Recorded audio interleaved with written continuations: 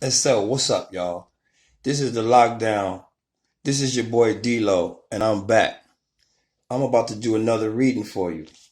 I'm not reading Mama Dip this time. We're going a little bit further. And we're going a little bit longer because we got a little bit more time. We're going with a little bit of the Marcus Garvey. If you didn't know who he was a Pan-Africanist. And he believed in segregation. He actually was down with the Ku Klux Klan in a sense, where he believed that the races should be separated, and so he actually partnered up with them. They got him out of jail a couple times or whatever it was, because they thought he would take the Negroes and skedaddle, like he said. So that's probably some of the beef people have with him, but oh well. His words still ring true today. So I'm going to read them to you. This is from a speech called "Climbing Upward," and we're going to read through the whole thing, and then you can take it from there if you want. So it starts off, how in the name of God, with history before you, do you expect to redeem Africa without preparing yourselves, some of us, to die? Third Annual International Convention of the Negro Peoples of the World. And this was at Liberty Hall in New York City, August 13, 1922. The Negro World, August 19th, 1922. There was a great deal of commotion at this time over the activities of the UNIA. We have been hearing a great deal said against the UNIA and against me personally. Some members are disposed to take the talkers seriously. We who lead the UNIA in all seriousness have laid down a policy long ago, and that policy we have maintained. It is to pay no attention to the man who criticizes unless he is doing something better than what he criticizes. And there's applause in italics. So, we hear a lot of criticism, and most of it is from irresponsible individuals about the UNIA. Criticism is very cheap. It does not take an exceptional man. It does not take an abnormal mind. It does not take an intelligent mind to criticize. Even the fool can criticize, and generally it is the fool who criticizes. At this time, we have large numbers of fools around New York criticizing the UNIA. Some of them state that they are solidly against the Back to Africa movement, that they are not concerned with Africa and that they have nothing to do with Africa. And some of them are as black as Africa. That is the sad part of it. On some of them, you see Africa written all around them. More applause. And yet they can tell us they have nothing in common with Africa simply because someone who is disposed to continue his disposition as far as we are concerned about Africa leads them into what they are thinking.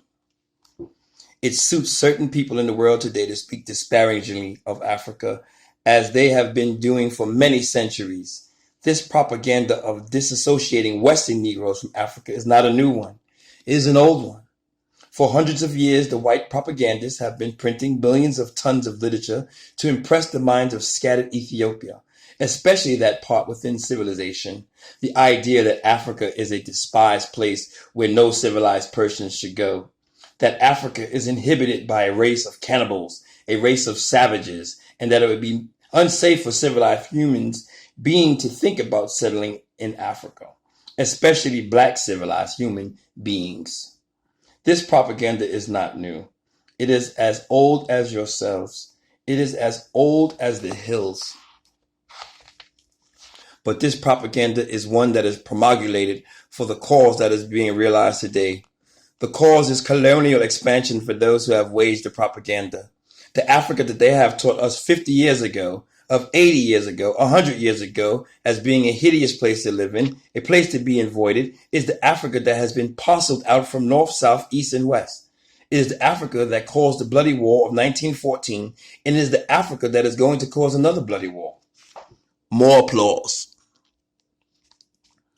And they have, by this propaganda, been able to inoculate some of us with the belief that Africa is really a place to be despised. And we are so inoculated that even the blackest son of Africa is now assisting them in carrying out the propaganda that he has nothing in Africa and that he has lost nothing in Africa.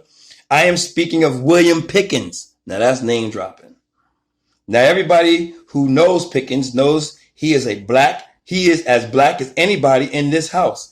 And when any black man in his sober senses get up anywhere and talks that he has lost nothing in Africa and that he is not going back to Africa, why, he becomes a huge joke to the world.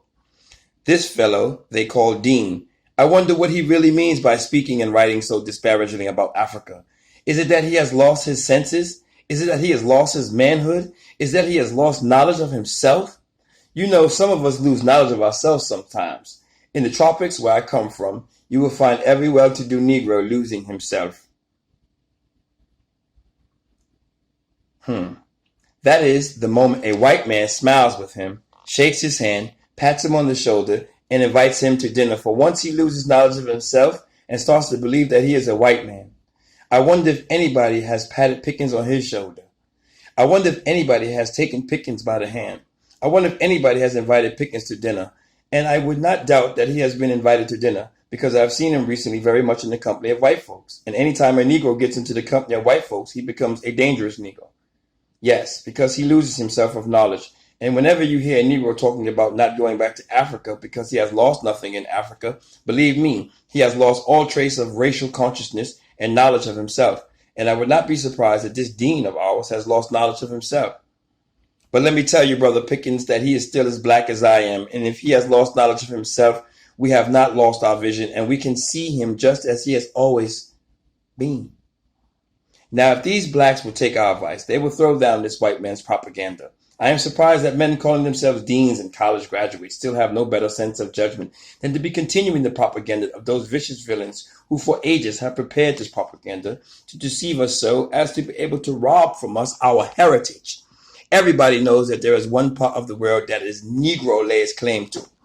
Everybody knows that the Negro has no moral nor legal claim anywhere else outside of Africa. The question of the age is that of political freedom, political liberty, and political emancipation for all people. If we are to accept and believe the divine injunction, we must realize that the time is coming when every man in every race must return to his own vine and fig tree. Where in America will Pickens find his own vine and fig tree when everyone starts to look for his? Later on, he will tell us he is an Indian or he has Indian cross blood. So many of us find so many excuses to get out of the race because we are led to believe that the race is unworthy, that it has not accomplished anything, cowards that we are. Any Negro who deserts his race simply because that race has not made good to take its place alongside the other races of the world can be dubbed nothing else than a coward. The time when we test men, the time when we test the loyalty of individuals, is the time when the race or nation is in trouble. And what do we find? At this time, when the Negro is in trouble, is endeavoring to lift itself from this condition in which we find ourselves, we find so many desiring to desert the ranks and get out of the race by the statements they have made. By their actions, they indicate to us that they are slaves and not with us in the struggle upwards. When Pickens deserts Africa at this time, when Pickens deserts the many efforts of Negroes to reclaim their country, what does he do? What is he doing? He is doing that which amounts to treason, because every soldier knows that his nation expects him, if at no other time, at the time when the command is given to march to be loyal and true to his colors. When the general gives the command to march out of the camp, if the soldier breaks the line, you know what happens. I'm going to say that again. When the general gives the command to march out, if the soldier breaks the line, you know what happens. And here it is, the command is given because of our conditions.